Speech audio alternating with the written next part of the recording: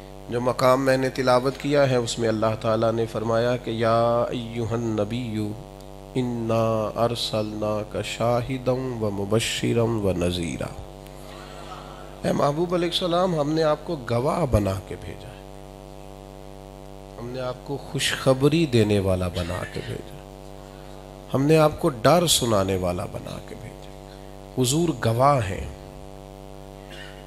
نبی اکرم صلی اللہ تعالیٰ علیہ وسلم تو قیامت کے دن انبیاء علیہ السلام پر بھی گواہی دیں گے کہ انہوں نے تبلیغ دین فرمائی۔ حضور علیہ السلام ہمارے سب سے بڑے گواہ ہیں، حضور ہمارے لیے شفاعت کریں گے، نبی پاک علیہ السلام اللہ کی بارگاہ میں ہمارے لیے عرض گزار ہوں گے۔ حضور فرماتے ہیں قیامت میں نبیوں کے لیے ممبر بچھائے جائیں گے اور سارے ممبروں پر بیٹھیں گے، میرا خالی ہوگا۔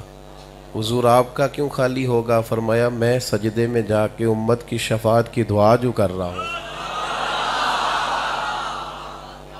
اعلی حضرت رحمت اللہ علیہ فرماتے ہیں پیش حق مجدہ شفاعت کا سناتے جائیں گے،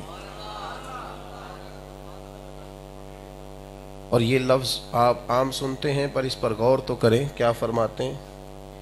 کہتے ہیں پیش حق مجدہ شفاعت کا سناتے جائیں گے، آپ روتے جائیں گے، اللہ کی بارگاہ میں روئیں گے حضور ہمارے لیے، آپ روتے جائیں گے پر ہم کو ہنساتے جائیں گے، آپ روتے جائیں گے ہم کو ہنساتے جائیں گے، اور باغ جنت میں محمد صلی اللہ تعالی علیہ وسلم، باغ جنت میں محمد مسکراتے جائیں گے، پھول رحمت کے گریں گے ہم اٹھاتے جائیں گے۔ اور پھر فرماتے ہیں وسعتیں دی ہیں خدا نے دامن محبوب کو، جرم کھلتے جائیں گے۔ ایسا نہیں ہے کہ ہمارے جرم نہیں کھلیں گے، لیکن وہ ایسے گواہ ہیں، ایسے شفیع ہیں، ایسے کرم کرنے والے ہیں کہ جرم کھلتے جائیں گے پر وہ چھپاتے جائیں گے۔